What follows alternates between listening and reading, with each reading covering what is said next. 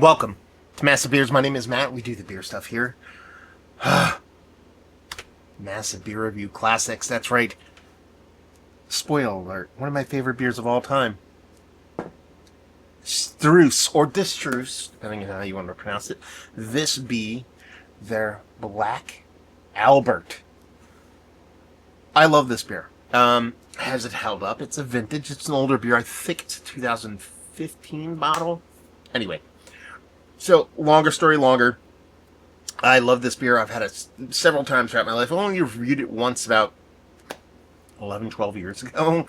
And, whenever I see it, I drink it. And it's been several years since I've actually seen it on a shelf. So I've been dying to not just drink it, but revisit it. But I can't really find it. It's just not something that lands over here, which is odd because it has a bit of a backstory that ties it to America. We'll get into that. I was on a weekend trip with my wife down in Southeast PA. I popped over to Jersey side, ended up going into a little mom and pop wine and beer store, and they had a bunch of vintage stuff, and they had multiples of this on the shelf. I was looking at everything. I saw this. I made an audible squeal, an actual auditory noise when I saw this, and got hyper excited because it's been so long. Now, temper expectations.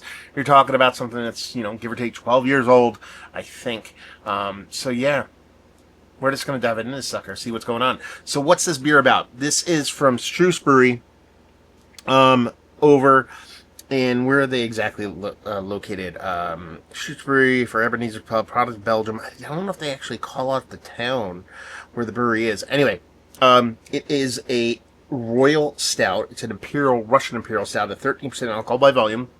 A little bit of story time on the side here. It says, early in 2007, we were honored by the invitation from Chris Lively to attend Ebenezer's Pub 3rd Annual Belgian Beer Festival. As a tribute to Chris, we decided to create this special brew for this event. Develop a new ale is always a challenge for every brewer, especially if one is talking about a new style, Belgian Royal Stout. This ale comes with a bitterness of 100 IBU, 160 EBC for color, and full-bodied Belgian character, and this Struise signature. Although these extreme values, we still a powerful, elegant, and well-balanced Belgian Royal Stout. Enjoy this ale while listening to the Belgian hymn, the Barbacoans. I don't know what that means. Shelton Brothers import. And this is where my dating actually comes into guesstimation here. Nowadays I think they call it the vintages on the bottle, but on this one we have this old school dating system over here. If you can actually see that, it says lot A, B, C, D, E, and then it has numbers 1 through 9, and then again A, B, C, A, B, B, C, C. So I have deciphered this as a 2000, even though it's a lot, I think is a lot. Those numbers denote, I think, years. This says 6, so I think it's actually a 2015 vintage. I typed it in the old, or let me rephrase that. I typed that in, and nothing came up. But over on the side here, I saw a BA number 14 right here. I typed that in, and I got 2015 as the vintage. Is that correct? I don't know, but we're going to call it a 2015 for sake of conversation. So let's crack in this sucker and see how it aged. The cap's going to tell us most. A little pop of a hit there. Nothing too crazy, but still has a little bit of carbonation going on. Give it a pour. See what we got. Give it a rough pour. See if we can generate a head in this. Yeah, not a ton of carbonation left in this sucker. We'll dive all of it into the glass. Huge Merc ring in this cigar. I don't even have to put a light behind this, but I will just to give you an idea.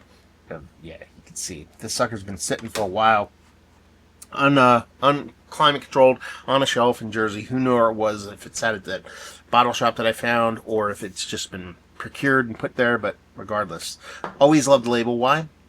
Because it was one of my favorite beers of all time. Still could be. It has a nice little carbonation on it. I mean, it didn't have a huge hiss on it. When I poured, it didn't jump out of the glass. But from one looking at it right now, it actually has a decent amount of carbonation on it. Nothing too crazy. Give it a whirl. That head comes back a little bit. Kind of like milk chocolate kind of head to it. Maybe a touch darker than that. And a rich dark body. You really can't see through it at all. So let's give it a whirl. Give it a nose.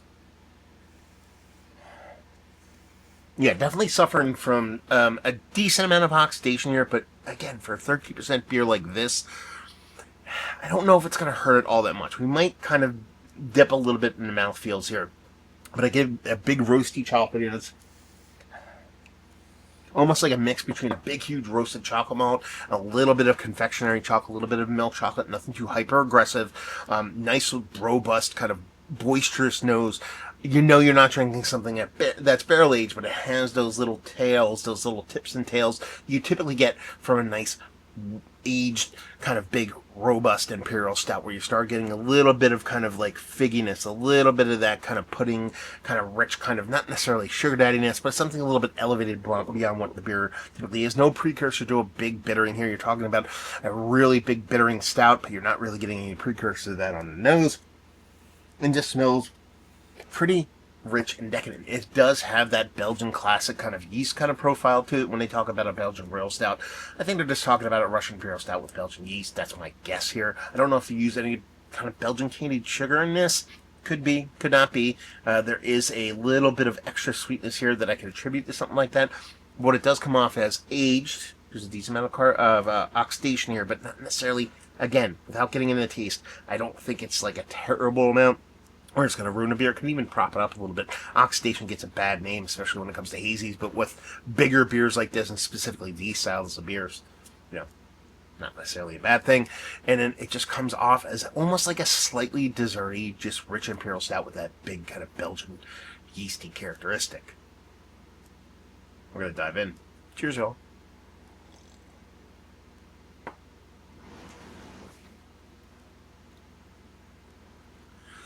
Man, I can't believe how bittering this is. Still, at this age. Mm. You're definitely getting a little bit of mouthfeel drop here from the oxidation. You're definitely getting a wet cardboard papery kind of thing. But I think this beer kind of battles through it. Listen, I'm guessing this from what the internet has told me, that this is a 11-year-old beer. And it had a hiss on it, but not a gigantic hiss. And you have that Merc ring that I showed you, which is quite thick, which means that beer is actually kind of evaporated a little bit over time, which means air's getting in there. It's age beer. That's what you play when you play this game. Is it what I remember that Black Albert I've had, or Black Alberts in the past that I've had? Is it that? No. Does it echo that? Does it have that same kind of spirit and same kind of like bits and pieces of what really made me go gaga for that beer back in the day? Absolutely. Listen, it's past its prime. Mm. Let me walk that one back. The oxidation has caused this to be past its prime. If this is like sealed properly and well kept, I think it ages absolutely fantastically.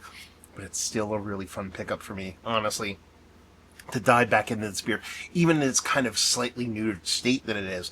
Just brings back those memories of what this beer typically was, or was for me. Not typically was, but more often than not was. I guess that means typically, back in the day. So big roasted malts in combination with a decent amount of bittering in this. You know, this beer is a hefty bittering beer when it's relatively fresh even. But talking about 11 years down the line, you still get this level of bittering. Sure, you get it from the roasted malts, but you're getting from those hops too. It's just a cool kind of, still see this beer aged that way. It's very, very fun. Those chocolate components that kind of show in the nose and give you those kind of milk chocolatey things, it's very much a baker's chocolate now. That sweet has been extremely tempered, at least that precursor of sweet, what you expect it to be in the nose, is tempered, so you're getting a bit more of a kind of a drier kind of baker's chocolate off of it.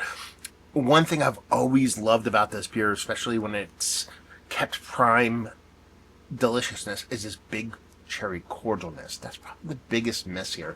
It's missing that cherry cordialness. The little echoes of it in there, echoes of cherry cordial past. While it's still, again, a very tasty beer, just misses that mark. It just misses being that ultimate, for me, kind of S tier Russian Imperial Stout. I mean, they call it, Belgian Special Stout. What do they call it again? I forget already. Belgian Royal Stout, sorry. I've always called this a Russian Imperial Stout. I think that's what it is, just has that Belgian yeast kind of kick on it, which actually is definitely there in the taste. So you get that Belgian kind of DNA through and through. Mm. I still love it.